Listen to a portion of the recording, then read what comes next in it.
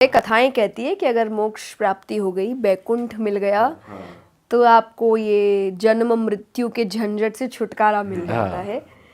But मुझे पता नहीं कि वो कौन कर पाता है, क्योंकि उसका एक है ना कि आप पक्का नहीं, और टफ है। तो आई होप वो मुझे और अच्छे से सिखा सके। नेक्स्ट वाला कब तक एक्सपेक्ट करेगी ऑडियंस, कुछ बताओ। उनसे पूछिए आप।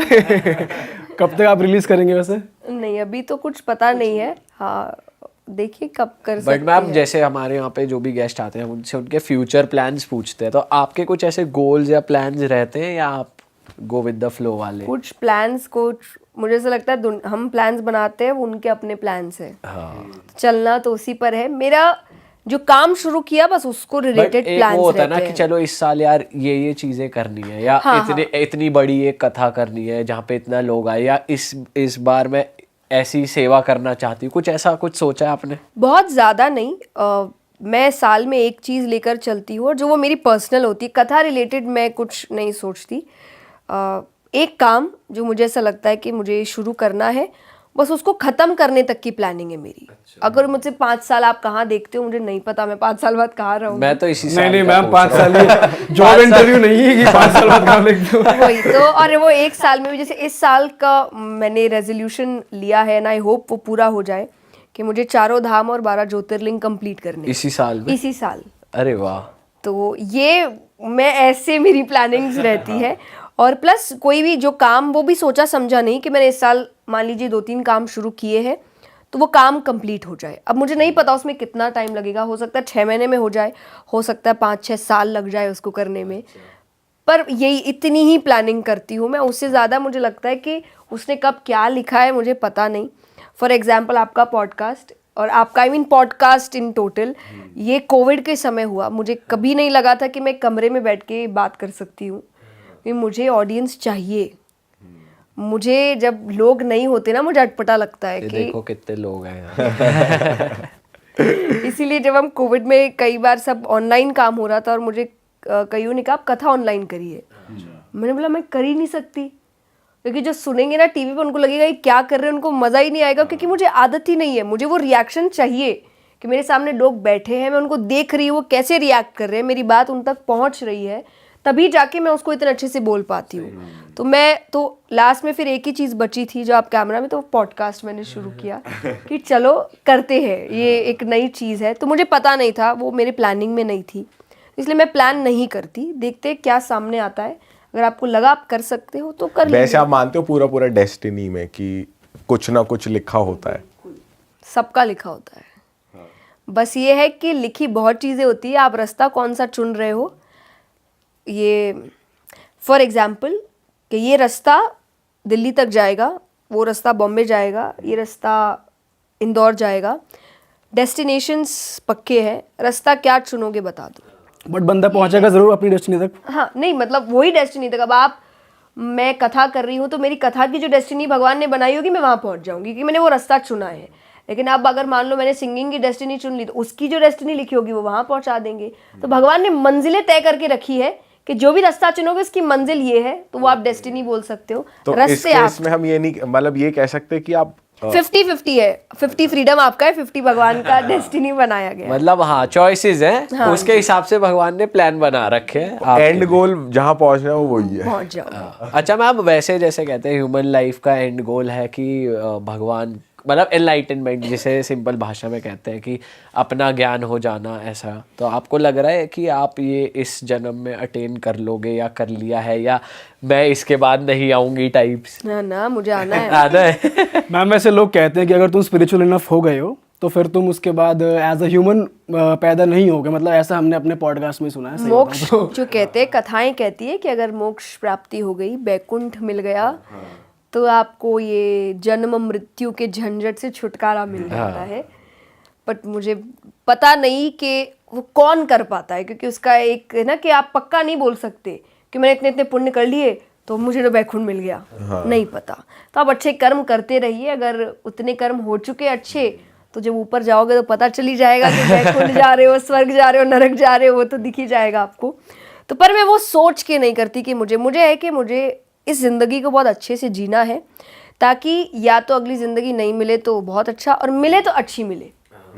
बस इतना मेरा है कि और इतना अगली- ये काम अगली करूं। अगर मिले तो आप क्या चाहोगे कि सेम ही काम हो आपका, कोई और हो, कि जैसे अभी आप जो कथावाचक वो हो? चूज करे। आप अच्छा। अपनी आपका मनमानी आपका मत कोई करो। कह होगा भी कि- 50-50 हाँ। है, तो आपका आपको choose 50 करने क्या को है? दे कोई। नहीं, मुझे आप मुझे जिस काम के लिए बनाओगे मैं अच्छे से करूंगी। क्योंकि मैंने किया, मुझे ऐसा लगता है ना, वो जो चूज करते हो ज्यादा बेटर होता है रादर देन आप जो चूज करते हो। तो मुझे वो मुझे रास्ते दिखाते रहते हैं, और जो सबको दिखाते हैं। हाँ, जो आप जिसको कहते हो ना आत्मा की आवाज़ है, मैं नहीं मानती आत्मा की आवाज़ है, मुझे लगता है परमात्मा की आवाज़ है जो बता रहा है क्या करना है क्या नहीं करना है, ये सही है ये गलत है। पर उस पर दुनिया की आवाज़ थोड़ी सी हावी पड़ती है आजकल के, चलता है कोई ना, सब तो नहीं है। कोई बात नहीं, मज़ा तो आ रहा है। तो वो बस, लेकिन वो हल्की सी आवाज़ भगवान की होती है बताने वाली कि नहीं नहीं इस रास्ते जाओ, ये ज़्यादा अच्छा है। तो I will always choose that voice. आपके साथ हुआ है वैसे कोई स्पिरिचुअल एक्सपीरियंस, एज इन की कुछ अलग हुआ हो? नहीं, चमत्कार मतलब तो- जिसे कहते हैं ना कि कुछ आप जैसे सपोज आप मंदिर भी गए हो, जैसे कि आपको किसी चीज के बारे में पूछना है कि ये हाँ करनी चाहिए नहीं, तो जैसे कहते हैं मूवी में दिखाते हैं फूल गिर गया या कुछ हो गया, ऐसा हाँ, कुछ हुआ है बिल्कुल। कभी? ये देखिए, ये आपकी अपनी इच्छाएं हैं, पता है। तो अब कहते हैं ना कि मानो तो भगवान, नहीं मानो तो पत्थर। It's all about your devotion. तो लेकिन वही है कि जब आप मानते हो ना, वो कुछ ना कुछ ऐसी हरकतें करते हैं जो आपको फील कराती है कि वो आसपास है। तो मैं उनको चमत्कार नहीं कहती, मैं उनको कहती हूँ कि अब उनको समझ आ गया कि इसका डिवोशन अच्छा है, तो थोड़ा बता देता हूँ कि मैं आसपास ही हूँ, चिंता मत कर। तो बहुत कुछ चमत्कार दिखे मेरे साथ, नहीं बता दो, हुआ है। एक बता दो कोई हाँ, बढ़िया तो सा। एक है और ये थोड़ा सा टाइम बाद हुआ था, जब मुझे लगा था कि मैं बहुत जुड़ाव मेरा भगवान से हो चुका है। तो अब ना मुझे जब मुझे से लगता है मैंने कुछ अच्छा नहीं किया है, तो मुझे मेरे अपने घर के भगवान थोड़े से चिड़े चिड़े नजर आते हैं मुझसे, कि मतलब जो मुझे स्माइलिंग फेस हमेशा दिखता है मुझे नहीं दिखता है, तो मुझे वो थोड़े से गुस्से में दिखते हैं। अच्छा। या मुझे सैड दिखते हैं। वो पता नहीं क्या है, या तो आपके खुद के भाव होते हैं कि भगवान आपको पता है कि आपसे गुस्सा हो चुके हैं, आप अच्छा नहीं कर रहे हो, तो वो ना मुझे फिर रहने नहीं देते अच्छे से। और मैम ये आपके अच्छे काम ना होना वो क्या होते हैं, लाइक क्या आपको लगता है कि आपको मैंने पता होता है। देखिए, कोई मोरालिटी का ज्ञान आपको दे नहीं सकता जितना मनुष्य खुद जानता है। और अच्छे काम को वो डिफेंड नहीं करेगा, बुरे काम को वो 10 रीजंस के साथ डिफेंड करेगा। ये तो है। उसको पता, और वो डिफेंड कर रहा है ना, इसका मतलब उसको भी अंदर से पता है कि वो गलत है। वरना जब आप सही होते हो ना, आप सफाई नहीं देते। ये आप देखेंगे, आप बोलेंगे हाँ जो सोच रहा है सोच। और ये भी है कि बुरे काम में मजा भी आता है, टेढ़े काम में मजा भी आता है, ये बात भी ह्यूमन नेचर है। अरे बिल्कुल। मेरा एक भजन है कि जिसमें है कि श्याम प्यारे से जिसका संबंध है उसको हर घड़ी आनंद ही आनंद है। तो उसमें एक अंतरा आता है कि भक्त कैसा होता है कि निंदा चुगली ना जिसको सुहावे, बुरी संगत की रंगत ना भावे। जब मैंने भजन सुना था मुझे ऐसा लगा क्या सही वर्ड्स है। बुरी संगत की रंगत, रंगत मतलब होता है कि जो दिखने में बहुत अच्छा है, जिसकी रंगत ताम झाम, मतलब बुरी संगत कभी दिखने में बुरी नहीं होती। वो आपको दूर से देख के लगता है यही लाइफ है, ऐसे ही जीना है, क्या मजा है, यही करना सही है। बात है। करने के बाद आपको पता चलता है कि इसने आपकी जिंदगी खराब कर दी। तो लेकिन सही भक्त होता है जिसको पता है ये रंगत अच्छी नहीं है, सादगी में ही असली मजा है। तो वो समझ आपको जब आ जाता है ना, वो आपको भगवान कराते हैं। लेकिन जैसा मैंने कहा, दुनिया में आप किसी को सफाई दो ना दो, आपको पता है आप सही हो कि गलत हो। और अगर इंसान बोल सकता है नहीं नहीं मैं सही हूँ, मैं ये हूँ, उसको अंदर से पता है और वो किसी से छुपा नहीं है। और अगर वो बोल रहा है मुझे नहीं पता था, उससे बड़ा झूठ और कुछ नहीं है। मैम हम आपके एक्सपीरियंस की बात कर रहे थे। हाँ वही तो, मुझे ऐसा तो उसके बाद ना फिर मेरा मन नहीं मानता। तो फिर मान लीजिए, या तो मैंने झूठ बोला या मम्मी पापा को मैं जाके बोल देती यार गलती हो गई सॉरी, क्योंकि मुझे वो चीज़ जीने नहीं देती।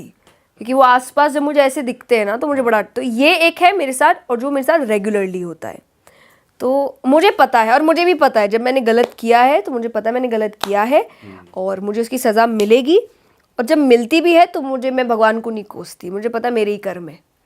घूम के आए हैं, अच्छे होते तब भी घूम के आते, इतना कुछ मिल रहा है तो आप अच्छा काम करो वो भी देंगे, आप बुरा करो वो भी देंगे, तो भगवान को क्यों कोसना किसी भी चीज़ के लिए। वाह ब्यूटीफुल। चलो भाई, इसी नोट पे इस पॉडकास्ट को ख़त्म करते हैं, वरना ये तो चलता ही रहेगा और हम बातें करते ही रह जाएंगे मैम के साथ वरना।